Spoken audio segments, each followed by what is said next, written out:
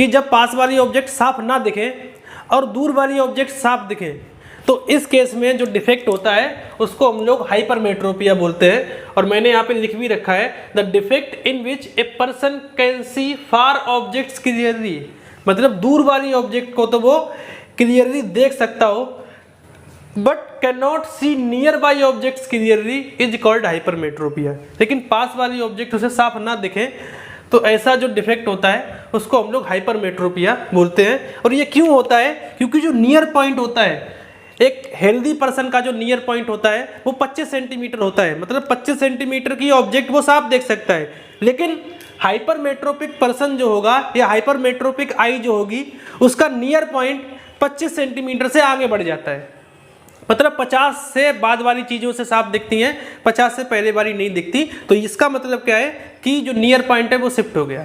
समझ में आया ना?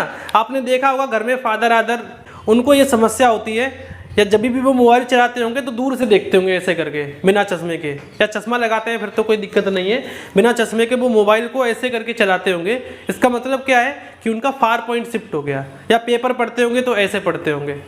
समझ में आ रहा है ना क्यों होता है ये? तो यहाँ पे मैं आपको पहले तो बताना चाहता हूँ कि जो नियर पॉइंट होता है ना वो शिफ्ट हो जाता है। एक हाइपरमेट्रोपिक पर्सन जो है उसका नियर पॉइंट यहाँ आ जाता है कहीं पे 25 सेंटीमीटर के बाद, और यहाँ तक की इन्फिनिटी से लेकर यहाँ तक की सारी ऑब्जेक्ट की इमेज को ये रेटिना पर बना देता है। लेकिन जो ऑब्जेक्ट इससे आगे आती है उन ऑब्जेक्ट की इमेज ये रेटिना पर नहीं बना पाता है। ये इन ऑब्जेक्ट की इमेज कहाँ बनाता है? रेटिना के आगे, रेटिना से आगे बनाता है। That's why this is called farsightedness. Far का मतलब क्या है? रेटिना से आगे ये इमेज बनाता है। समझ में आया ना? ऐसा क्यों होता है? तो इसके दो कारण हो सकते हैं। जब पिछली बार क्या था, पिछली बार जो इमेज थी वो रेटिना से पहले बन रही थी, इस बार इमेज रेटिना के बाद में बन रही है।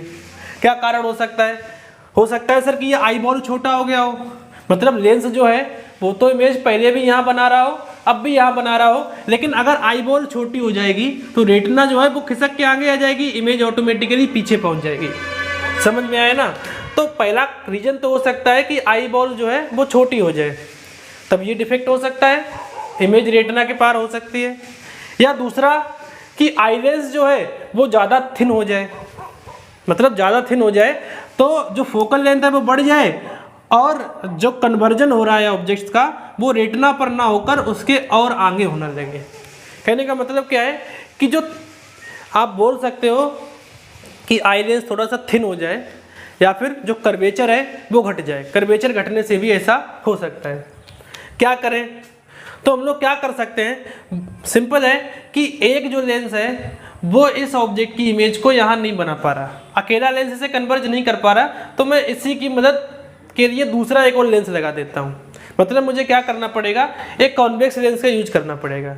और कैसे काम होता है आप सिंपल समझ सकते हो कि यहाँ वाली ऑब्जेक्ट की तो इमेज ये बना ही रहा था रेटिना पर, यहाँ वाली ऑब्जेक्ट की इमेज रेटिना पर बना रहा था।